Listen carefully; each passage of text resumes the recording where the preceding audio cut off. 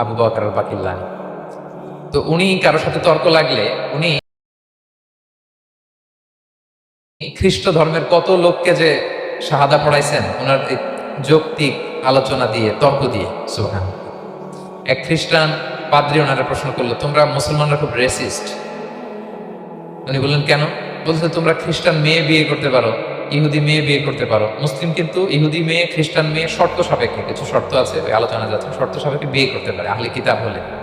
কিন্তু কোন খ্রিস্টানরা মুসলিম মেয়ে আমাদের মেয়েদেরকে বিয়ে করতে পারবে না, কোন ইহুদি আমাদের মেয়েকে বিয়ে করতে পারবে। তো বলে তোমরা খুব রেসিস্ট, তোমরা আমাদের মেয়ে না, তোমাদের মেয়ে আমাদেরকে দাও না। তো তিনি বলেন তোমরা তো ইহুদি, তোমাদের নবী হচ্ছে মুসা আলাইহিস সালাম, ওনাকে তো আমরা মানি, ওনার কথা তো কোরআনে আছে, জন্য তোমাদের মেয়েকে বিয়ে করতে পারি। আর খ্রিস্টানদের নবী হচ্ছে ঈসা আলাইহিস সালাম, ওনাকেও মানি, ওনার মায়ের নামে বিশাল সূরাই আছে, সূরা মারিয়াম, আর ওনার ব্যাপারে হাজার শত শত আয়াত, তো এই জন্য তোমার খ্রিস্টানদের মেয়ে বিয়ে করতে পারি। তোমরা তো আমাদের নবী মুহাম্মদ সাল্লাল্লাহু আলাইহি ওয়াসাল্লামকে মানো না, মুহাম্মদ সাল্লাল্লাহু আলাইহি ওয়াসাল্লাম যে শেষ নবী এটা তোমরা মানার সাথে সাথে মুসলমান হয়ে যাবে, এরপর আমাদের মেয়েকেও তোমরা বিয়ে করতে হবে। এইভাবে উনি এমন ভাবে উত্তর দিতেন, বুহিতাল্লাযী কাফার, একেবারে লাজবাব হয়ে। ওনার নাম যখন ছড়ালো, ইরাকের মুসলিম বাদশাহ ওনাকে কনস্টান্টিনোপলে পাঠাবেন, যেখানে রোমান এম্পায়ার। তো রোমান এম্পায়ার এরাও খুব প্রস্তুতি নিয়ে আছে যে আবু বকর আল বাকিলানিকে ডিল করা অনেক কঠিন, সে আসতেছে, তার সাথে কিভাবে কি করা যায়। তো আপনারা জানেন যে খ্রিস্ট সমাজের নিয়ম হচ্ছে রাজার দরবারে ঢুকতে গেলে কুর্নিশ করে ঢুকা লাগে। কি করে? মাথা নত করে, এরকম নিচের দিকে করে রূপুর মতো করে এরপরে ঢোকা লাগে। তো এখন তারা প্ল্যান করতেছে যে আবু বকর বাকিল্লানি তো জীবনে আমার কুর্নিশ করবে না, এটা তো আমার জন্য অপমান হয়ে যাবে, কি করা যায়। তো রাজার এক বড় উজির সে প্ল্যান করলো, একটা কাজ করে, রাজ দরবারে তাকে যখন ঢোকানো হবে তার জন্য একটা স্পেশাল গেট বানানো হবে, দরজাটা ফুল হবে না, হাফ হবে, অর্ধেক। তো অর্ধেক দরজা দিয়ে যখন সে ঢুকবে, সে তো বাধ্য মাথা নিচু করে ঢুকতে হবে, তাহলে রুকু হয়ে গেল, কুর্নিশ আপনাদের দেওয়া হয়ে গেল। বলে এই তো চমৎকার বুদ্ধি, ঠিক আছে একটা ছোট্ট দরজা বানাও। তো বানাইছে। উনি যখন কনস্টান্টিনোপলে পৌঁছলেন, ওনাকে নিয়ে আসলো রাজদরবার, বলতেছে এটা দিয়ে ঢুকতে হবে, আমাদের সবাই ঢুকেন। তো সবাই এরকম মাথা নিচু করে ঢুকছে। উনি দেখেই বুঝছে এটা তো কৌশল করছে আমার সাথে। তো উনি মাথা নিচু করছেন, কিন্তু এমনি না, উল্টা হয়ে উনি মাথাটা পিছনে দিয়ে, বুঝতে পারছেন, উনি অ্যাবাউট টার্ন হয়ে ঢুকতে তো হবে, পিঠটারে রাজার দিকে দিয়ে, নিতম্বটাকে রাজার দিকে দিয়ে, তারপরে উনি রুকু দিছে, উল্টা রুকু। তো এক হিসেবে কুর্নিশ মানে, বরং আরো রাজাকে কি হয়েছে, ইনসাল্ট করা হয়েছে। রাজা তো রেগে মেগে আগুন, সবাই রাজা বলছে জানতাম এরকম কিছু একটা করবে। মানে এমন ভাবে উনি বুদ্ধি বের করে ওনাকে ওনার সাথে আর পারা যায়। কেন ওনার কথা আনলাম এই জন্য, সেখানে যেও উনি পুরো রাজ দরবারকে তাক লাগিয়ে দিলেন এইভাবে। উনি দেখেন যে কনস্টান্টিনোপলের রোমান এম্পায়ারের পাশে পোপ বসা, পোপ চেনেন তো, মানে তৎকালীন খ্রিস্টান সবচেয়ে বড় পাদ্রী। তিনি যে বলতেছে কাইফা হালুক ইয়া কাহানাতুল মা'বাদ ও কাইফাল আহল ও কাইফাল আওলাদ, যে বলতেছে আরে সম্মানিত পোপ, আপনি কেমন আছেন, আপনার বউ কেমন আছে, আপনার সন্তান কেমন আছে। এই কথা শুনে রাজা রেগে মেগে আগুন, এই আবু বকর বাকিল্লানি এত বড় সাহস, তুমি জানো না উনি পোপ? পোপদের বিয়ে করা নিষেধ, তারা এত পবিত্র, তাদের স্ত্রী হয় না, তাদের সন্তান হয় না। একজন পবিত্র সত্তার সন্তান থাকে কি করে, স্ত্রী থাকে কি করে, তারা আমাদের পোপ। তা আবু বকর বাকিল্লানি বলে, আপনাদের পোপের যদি স্ত্রী থাকলে ইজ্জত চলে যায়, সন্তান থাকলে সম্মানপূর্ণ হয়, তাহলে আপনারা ঈসা আলাইহিস সালামকে আল্লাহর সন্তান কি করে পান, মেরিকে আল্লাহর স্ত্রী কি করে পান? সুবহানাল্লাহ। আল্লাহর সাথে আপনারা বউ সেট করতে পারেন, আল্লাহর সন্তান সাব্যস্ত করতে পারেন, কিন্তু আপনার পোপকে জিজ্ঞেস করলাম আপনার স্ত্রী কেমন আছে, আপনার বউ কেমন আছে, আপনার রেগে মেগে আগুন। এই কথা শুনে ওই ওদিকে যারা আছে সব শাহাদা পড়ে মুসলমান হয়ে গেছে। এরকম অনেক লোক ওনার বুদ্ধিমত্তা দেখে শাহাদা পড়ে মুসলমান হয়ে গিয়েছে। এজন্য আল্লাহ তাআলা এই যে শিরকি আকীদার উপর কুঠারাঘাত করে তিনি বললেন লাম ইয়ালিদ ওয়া লাম ইউলাদ, তিনি জন্ম দেনও নাই, জন্ম নেনও নাই, ওয়া লাম ইয়াকুল লাহু কুফুয়ান আহাদ। এই কুফু শব্দটা আল্লাহর জন্য যে ব্যবহার হয়েছে কোরআনে আর কোথাও নাই। এক হচ্ছে আহাদ, আর এই কুফু আর কোথাও নাই। আল্লাহ বলেন ওয়া লাম ইয়াকুল লাহু কুফুয়ান আহাদ, তার সমকক্ষ কেউ নাই। আল্লাহর মতো similar, nothing is similar to him, equivalent to him. আল্লাহর মতো সিমিলার কিচ্ছু নাই। তাহলে আল্লাহ কার মতো? আল্লাহর মতো। আল্লাহ কার মতো? আল্লাহর মতো। অন্য আয়াতে আল্লাহ তাআলা বলছেন লাইসা কামিসলিহি শাই, তার মতো কেউ নাই, তিনি তার মতো। তাহলে আল্লাহ কার মতো? আল্লাহর মতো। ওয়া লাম ইয়াকুল লাহু কুফুয়ান আহাদ, তার মতো কেউ নাই, তিনি তার মতো। তাহলে এই চার আয়াতে আল্লাহ পরিচয় পাইছেন আপনারা?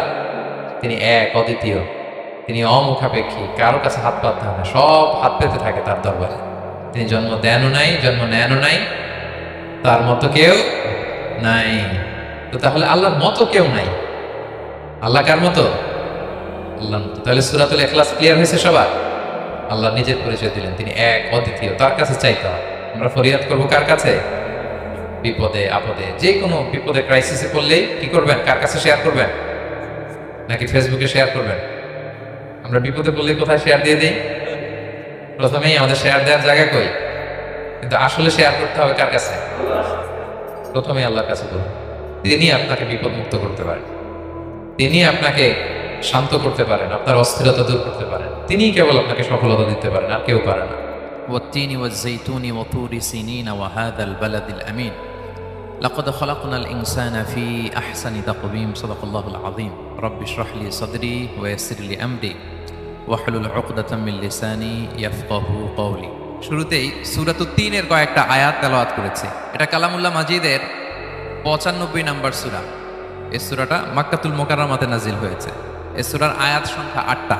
এই সূরার শুরুতে আল্লাহ তাআলা 4টা কসম করেছেন, ওয়াত-তিনি ওয়াজ-যাইতুনি ওয়া তুরি সিনিনা ওয়া হাযাল বালাদিল আমিন। ওয়াত-তিন, তিনের কসম, ওয়াজ-যাইতুন, যাইতুনের কসম, ওয়া তুরি সিনিন, সিনাই পর্বতের কসম, ওয়া হাযাল বালাদিল আমিন, আর এই নিরাপদ শহরের কসম।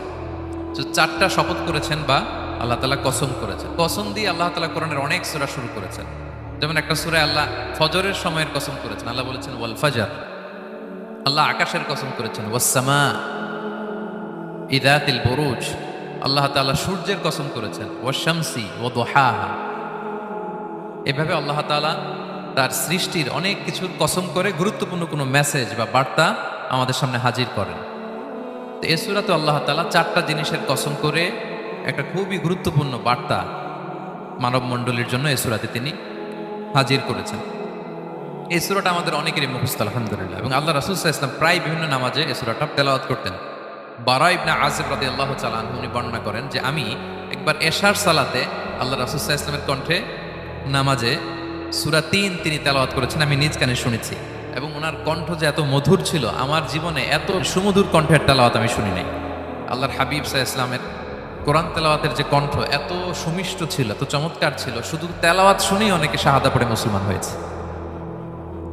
আবু জাহেল মক্কায় নিষেধ করতো যে কেউ যাবা না মুহাম্মদের কাছে, সে পাগল, সে গণক, সে মিথ্যাবাদী, সে জাদুকর, সে স্বামী স্ত্রীর মধ্যে বিচ্ছিন্নতা নিয়ে আসে, সে বাবা ছেলেকে আলাদা করে দেয়, তার কাছেই যাবা না। আর সে যা বলে শুনবাই না, কানে আঙ্গুল দিয়ে রাখবা। তো মানুষকে যেটা নিষেধ করা হয় বেশি, মানুষের ওইটার ব্যাপারে আগ্রহ থাকে বেশি। সে যত নিষেধ করতো মানুষ আরো বেশি বেশি যেয়ে শুনতো। মানুষকে সে কি বারণ করবে? সে দিনের বেলা নিষেধ করতো, রাতে যে লুকিয়ে লুকিয়ে নিজেই তেলাওয়াত শুনতো। তাহলে চিন্তা করেন যে আল্লাহর হাবিব সাল্লাল্লাহু আলাইহি ওয়াসাল্লামের কোরআনিক রেসিটেশন কত চমৎকার মেলোডিয়াস ভয়েস হলে স্বয়ং আবু জাহাল রাত্রিবেলা লুকিয়ে লুকিয়ে কোরআন তেলাওয়াত শুনতে যেত আল্লাহর হাবিব সাল্লাল্লাহু আলাইহি ওয়াসাল্লামের কণ্ঠে। তো রাসূল সাল্লাল্লাহু আলাইহি ওয়াসাল্লাম সূরাতুত 3টা এশার সালাতে তিনি তেলাওয়াত করেছেন, এই মর্মে হাদিসে পাওয়া যায়। এবং এই সূরাটা একটা ফলের নামে সূরা। 3 একটা ফল, আরব বিশ্বে খুব বেশি হয় 3 ফল। আমরা বাংলাদেশে ডুমুর বলি, ইংরেজিতে ফিগ বলে, ফিগ ট্রি। তো ফলের নামে বেসিক্যালি আল্লাহ তাআলা এই সূরাটাকে, এই চ্যাপ্টারটাকে ডেডিকেট করেছেন। আমরা সূরাকে ইংরেজিতে চ্যাপ্টার বলি। কোরআনে 114টা চ্যাপ্টার, এর মধ্যে এই সূরাটা হচ্ছে ফলের নামে ডেডিকেটেড। বিভিন্ন নামে খুব ইনক্লুসিভ ওয়েতে আল্লাহ তাআলা কোরআনে সূরাগুলো দিয়েছেন। কোরআনে আপনি প্রাণীর নামে সূরা পাবেন, প্রাণী। মানুষের নামে সূরা পাবেন। মানুষের মধ্যে 3 ভাগ, মুমিন, তারপর কাফির, এরপর মুনাফিক। প্রত্যেকের নামে সূরা। সূরাতুল মুমিনুন আছে, সূরাতুল কাফিরুন আছে, আবার সূরাতুল মুনাফিকুন আছে। আমাদের দৃশ্য জগতের সবচেয়ে বড় প্রাণীটা হচ্ছে হাতি, তাই না? এই হাতির নামে একটা সূরা আছে। বলেন তো এই সূরার নাম কি? সূরা ফিল। তারপর আমরা যে দেখি আমাদের দৃশ্য জগতের সবচেয়ে ছোট প্রাণী হচ্ছে পিঁপড়া, পিঁপড়ার নামে একটা সূরা আছে, সূরা আন-নামল। আন-নামল মানে পিঁপড়ার সূরা। মাকড়সার নামে সূরা আছে, সূরাতুল আনকাবুত। তারপর গোষ্ঠীর নামে সূরা আছে, সূরাতুল আলে ইমরান। বংশের নামে সূরা আছে, সূরাতুল কুরাইশ, কুরাইশ বংশের নামে সূরা। এইভাবে খুব ইনক্লুসিভ ওয়েতে, এমন কিছু নাই যে আল্লাহ তাআলা উল্লেখ করেন না। মা ফাররাতনা ফিল কিতাবি মিন শাই, উল্লেখ করে নাই কোরআনে এমন কিছু নাই, সবকিছু আল্লাহ তাআলা উল্লেখ করেছেন। তো এই সূরাটা হচ্ছে একটা ফলের নামে। ফলটার নাম হচ্ছে 3 ফল। আল্লাহ তাআলা বলছেন ওয়াত-তিন, তিনের শপথ। আমি একবার সরল বঙ্গানুবাদ করি, এরপর আমি তাফসিরে ঢুকি। তিনের শপথ, ওয়াজ-যাইতুন, যাইতুনের শপথ, ওয়া তুরি সিনিন, সিনাই পর্বতের শপথ, ওয়া হাযাল বালাদিল আমিন, এই নিরাপদ শহরের শপথ। লাকাদ খালাকনাল ইনসানা ফি আহসানি তাকওয়িম, নিশ্চয় আমি মানুষকে খুব চমৎকার সুন্দর অবয়বে সৃষ্টি করেছি। সুম্মা রাদাদনাহু আসফালা সাফিলিন, এরপরে তাকে আবার নিচু থেকে নিচুর দিকে নামিয়ে দিয়েছি। ইল্লাল্লাযীনা আমানু ওয়া আমিলুস সলিহাত, তবে তারা ছাড়া যারা ঈমান এনেছে এবং সৎকর্ম করেছে, ফালাহুম আজরুন গায়রু মামনুন, তাদের জন্য আছে অফুরন্ত পুরস্কার। ফামা ইউকাযযিবুকা বা'দু বিদ্দীন, এগুলো জানার পরও কিসে তোমাকে দিন অস্বীকারের ব্যাপারে উদ্বুদ্ধ করলো? আলাইসাল্লাহু বিআহকামিল হাকিমিন, আল্লাহ তাআলা কি শ্রেষ্ঠ বিচারক নন? সাদাকাল্লাহুল আযীম। এই হচ্ছে এই সূরাটির সরল অনুবাদ। এবার আমরা তাফসীরে ঢুকি। প্রথমে আল্লাহ তাআলা বলেছেন ওয়া তিন, তিনের শপথ। তিন মানে তো আমরা জানলাম, তিন মানে ডুমুর। আল্লাহর হাবিব সাল্লাল্লাহু আলাইহি ওয়াসাল্লাম তিনি তিন ফল পছন্দ করতেন এবং এটা ডায়াবেটিক্সের জন্য ভালো, ডায়াবেটিক্স নিয়ন্ত্রণ করে। আমাদের বোনদের যাদের ইররেগুলার মেনস্ট্রুয়েশনাল পিরিয়ড হয়, এটার জন্য এটা খুব ভালো এবং খুব স্ট্রেংথ স্টেমিনা আনে শরীরে। এটা জান্নাতের একটা গাছ। আদম আলাইহিস সালাম এবং হাওয়া আলাইহিস সালামকে যখন আল্লাহ বলেছিল ওয়ালা তাকরাবা হাযিহিশ শাজারাতা ফাতাকুনা মিনায যালিমিন, আদম এবং হাওয়া জান্নাতের সব জায়গায় যেতে মন চায় যাও, যা খেতে মন চায় খাও, এই নিষিদ্ধ গাছের কাছে যেও না, তাহলে তোমরা জালিম হয়ে যাবে। শয়তান এসে উল্টা বুঝালো, সে বলল তোমাদের খেতে নিষেধ করছে কেন জানো? আল্লাহ চায় না যে তোমরা জান্নাতে থাকো, আল্লাহ চায় এখান থেকে তোমাদের বের করে দিবে, কিন্তু তোমরা যদি এই গাছের ফল খাও আল্লাহ আর বের করতে পারবে না। দেখছেন শয়তানের অবস্থা? শয়তান কিন্তু নেগেটিভিটি নিয়ে সামনে আসে না, আসে খুব আপনার ওয়েল উইশার হিসেবে, উপদেশ নিয়ে, খুব ভালো একটা পজিটিভ ওয়েতে আসে। তো ওনারা খেয়ে ফেললেন এই নিষিদ্ধ গাছের ফল। খাওয়ার ফলে আদম আলাইহিস সালাম, হাওয়া আলাইহিস সালাম, ওনাদের গা থেকে জান্নাতের পোশাকগুলো ঝরে পড়ে গেল। এখন কি দিয়ে ওনারা ওনাদের প্রাইভেটকে ঢাকবেন? তখন ওনারা তাফসির ফি জিলালিল কোরআনে এসেছে যে ওনারা এই তিন গাছের পাতা নিয়ে নিজেদের প্রাইভেট ঢেকেছিলেন। সুবহানাল্লাহ। সেই তিন ফলের কসম আল্লাহ করলেন, ও তিন, তিনের শপথ। এরপর আল্লাহ তাআলা বললেন ওয়া জাইতুন, জাইতুনের শপথ। জাইতুন মানে হচ্ছে জলপাই। তো আল্লাহ তাআলা বললেন ওয়া জাইতুন, জাইতুনের শপথ। জাইতুন মানে হচ্ছে জলপাই, ইংরেজিতে আমরা যেটাকে অলিভস বলি। তো আল্লাহ তিনের কসম করলেন এবং অলিভের কসম করলেন। দুইটাই খুব উপকারী ফল এবং আল্লাহর হাবিব সাল্লাল্লাহু আলাইহি ওয়াসাল্লাম তিনি জলপাইও খুব পছন্দ করতেন। ওনার রেগুলার ফুড আইটেমের মধ্যে জলপাই ছিল, অলিভস ছিল। এটা পাহাড়ি এরিয়া, মরুভূমিতে হয় এবং রাসূল সাল্লাল্লাহু আলাইহি ওয়াসাল্লাম বলেছেন কুলু যাইত ওয়াদাহিনু ফাইন্নাহু মিন শাজারাতিন মুবারাকা, তোমরা অলিভ অয়েল এটা খেও এবং এটা গায়ে মালিশ করো, কেননা এটা বরকতময় একটা গাছের ফল, শাজারা মুবারাকা। এটা শরীরের ব্যাড কোলেস্টেরলকে কমিয়ে দেয়। দাড়িতে অ্যাপ্লাই করলে, চুলে অ্যাপ্লাই করলে সহজে পাকে না দাড়ি চুল, এবং স্কিনে অ্যাপ্লাই করলেও স্কিনের জন্য ভালো, স্কিনের জন্য বেশ ভালো। এটা যাদের সুযোগ হয় আপনারা দাড়িতে চুলে অ্যাপ্লাই করবেন, খাবেন। এটা খাওয়াও যায়। তাম্বুতু বিদ্দুহনি ওয়াসিবগিল লিল আখিলিন, কোরআনে এসেছে। এটা অয়েল হিসেবে ইউজ করে, আবার খাবার হিসেবেও ইউজ করা যায়। সালাদ ড্রেসিং এর ক্ষেত্রে কিন্তু অলিভ অয়েল আমরা ইউজ করি। ইদানিং পিজাতে খুব ইউজ করা হয় অলিভ, জলপাইটা। তো এটা আপনারা খেতে পারেন, এটা খুবই সুস্বাদু। এবং জলপাই গাছের মানে জাইতুন গাছের ডালের মেসওয়াক খুব ভালো হয়। আল্লাহর হাবিব সাল্লাল্লাহু আলাইহি ওয়াসাল্লাম জাইতুনের ডাল দিয়ে মেসওয়াক করতেন। তিনি বলতেন নি'মা সিওয়াকিয়া জাইতুন, সবচেয়ে শ্রেষ্ঠ মেসওয়াক হচ্ছে জাইতুনের। মিনাশ শাজারাতিল মুবারাকা, কারণ এটা বরকতময় গাছের ডালা। এবং ফাইন্নাহু সিওয়াকি ওয়া সিওয়াকুল আম্বিয়া মিন ক্বাবলি, এই জাইতুনের ডাল দিয়ে আমিও যেমনি মেসওয়াক করি, আমার আগে যত নবী পৃথিবীতে এসেছে সবাই জাইতুনের ডাল দিয়ে মেসওয়াক করত। আল্লাহ বলেন ওয়া তিনি ওয়া জাইতুন, তিনের শপথ আর জাইতুনের শপথ। এরপর আল্লাহ তাআলা বললেন ওয়া তুরি সিনিন, সিনাই পর্বতের শপথ। প্রথমে দুইটা ফলের শপথ করলেন, এবার একটা পাহাড়ের শপথ করতেছেন। আপনারা কি তুর পাহাড়ের নাম শুনেছেন? হ্যাঁ শুনেছেন। এই সিনাই পর্বত দ্বারা তুর পাহাড় উদ্দেশ্য। এটা মিশরের একটা পাহাড়, অনেক উঁচু, 2285 মিটার উঁচু। ওইটার নিচে আছে মুকাদ্দাসে তুয়া, যেখানে মুসা আলাইহিস সালামকে আল্লাহ তাআলা জুতা খুলতে বলেছিলেন, ফাখলা না আলাইকা ইন্নাকা বিল ওয়াদিল মুকাদ্দাসে তুয়া, হে মুসা তুমি পবিত্র উপত্যকায় এসেছো, জুতা খুলো।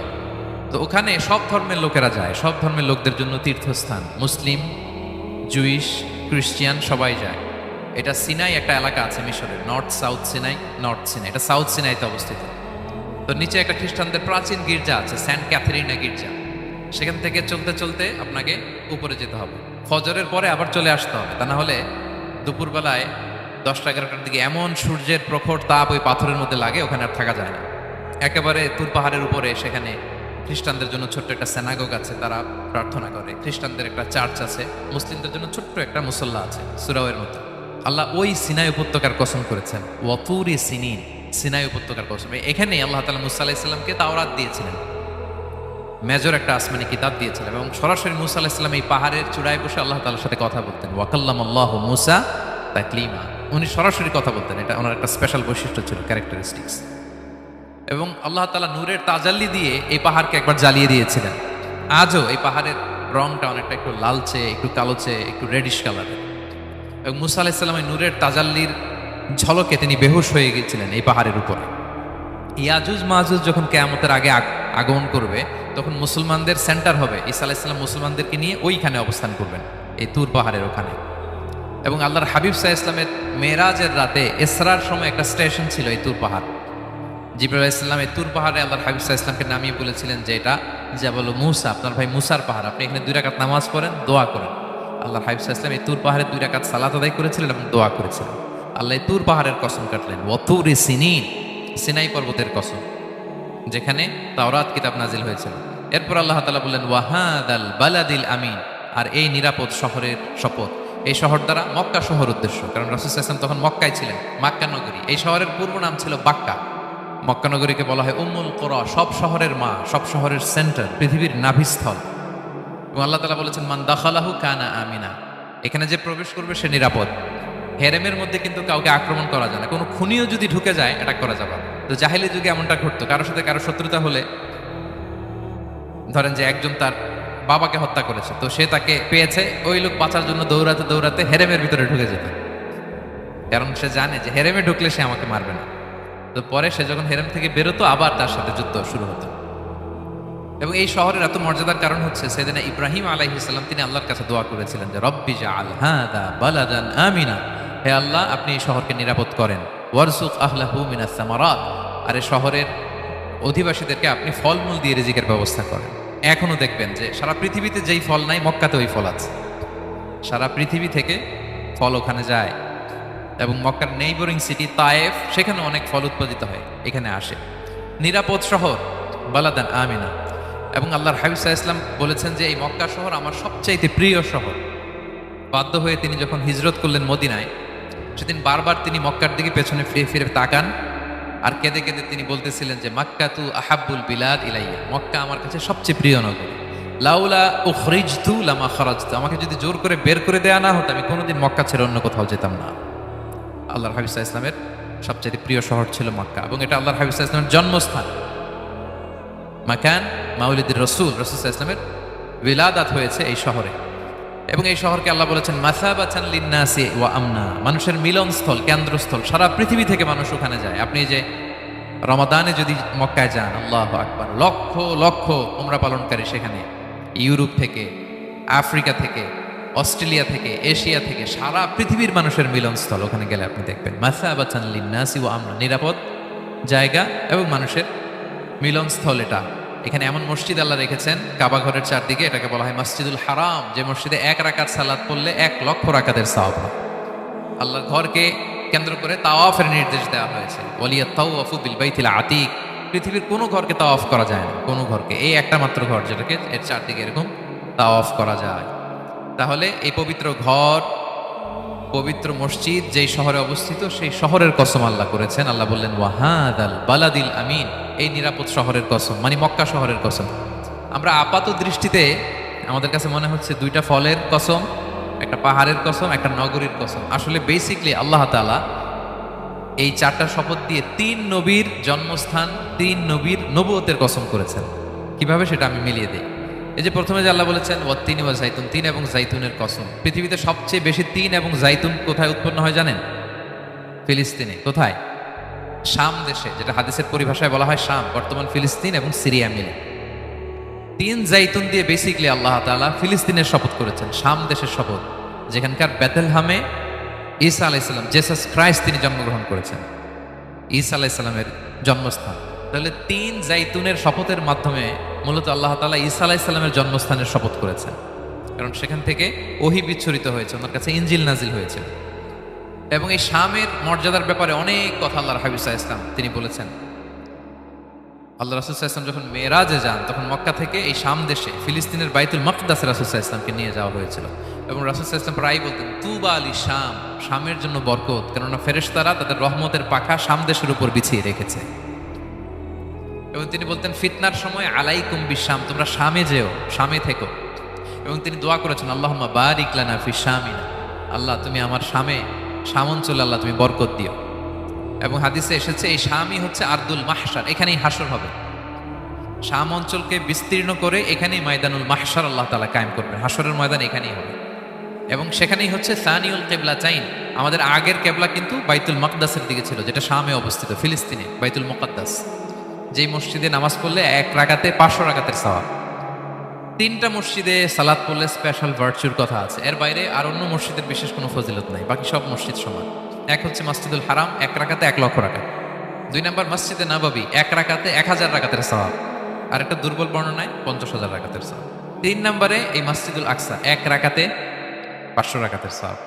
এই 3 মসজিদেই যেন আমরা যে সালাত আদায় করতে পারি, আল্লাহ তুমি তৌফিক দান করো। 2 মসজিদে তো একেবারেই সহজ যাওয়া, মক্কা মদিনাতে। বাইতুল মাকদাসে যেন আমরা যেতে পারি, আল্লাহ তুমি সেই পরিস্থিতি আমাদের জন্য তৈরি করে দাও। তো এই বাইতুল মাকদাসের দিকে রাসূল সাল্লাল্লাহু আলাইহি ওয়াসাল্লাম টানা 14 বছর নামাজ পড়েছেন। 14 বছর। প্রথম 13 বছর কোনো সমস্যা হয়নি মক্কায়, কারণ তখন কেবলা বাইতুল মুকাদ্দাস থাকলেও রাসূল সাল্লাল্লাহু আলাইহি ওয়াসাল্লাম সামনে রাখতেন কাবাকে। কেবলা বাইতুল মুকাদ্দাস, কিন্তু তিনি তো মক্কায় ছিলেন নবুয়তের প্রথম 13 বছর, সামনে কাবাকে রাখতেন, তারপরে টু দ্য ডাইরেকশন অফ বাইতুল মুকাদ্দাস। কিন্তু যখন মদিনায় গেলেন তখন তো আর কাবা নাই, তখন রাসূল সাল্লাল্লাহু আলাইহি ওয়াসাল্লাম কাবাকে মিস করতে আরম্ভ করলেন। আর প্রায় আল্লাহর কাছে কামনা করতেন, আমার বংশের গোড়া ইব্রাহিম আলাইহিস সালামের রুট যেখানে, আমার জন্মস্থান, সেই কাবার দিকে যদি আবার কেবলাটা ফিরিয়ে দেয়া হতো। কদ নারা তাকাল্লুবা ওয়াজহিকা ফিস সামা ফালানুওয়াল্লিয়ান্নাকা কিবলাতান তারদাহা। আল্লাহ আয়াত নাযিল করলেন, নবী আপনি আকাশের দিকে তাকিয়ে কি ভাবেন আমি বুঝি, আপনি চান কেবলা যেন আমি মক্কার দিকে ঘুরিয়ে দেই। আল্লাহ তাআলা ঘুরিয়ে দিলেন। আল্লাহ বলেন ফাওয়াল্লি ওয়াজহাকা শাতরাল মসজিদিল হারাম, এখন থেকে মসজিদুল হারামের দিকে আপনি টু দ্য ডাইরেকশন অফ কিবলা নামাজ পড়বেন। কিবলা চেঞ্জ হয়ে গেল। তো মদিনায় যে 16-17 মাস আর মক্কায় 13 বছর, মোট 14 বছর আল্লাহর হাবিব সাল্লাল্লাহু আলাইহি ওয়াসাল্লাম এই মসজিদুল আকসার দিকেই হয়েই তিনি নামাজ পড়েছেন। এটা আমাদের আগের কিবলা ছিল। এবং শেষে কিয়ামতের আগে যে মালহামার যুদ্ধ হবে, তখন রাসূল সাল্লাল্লাহু আলাইহি ওয়াসাল্লাম বলেছেন মালহামার যুদ্ধের সময় মুসলমানদের ফুস্তাদ বা তাবু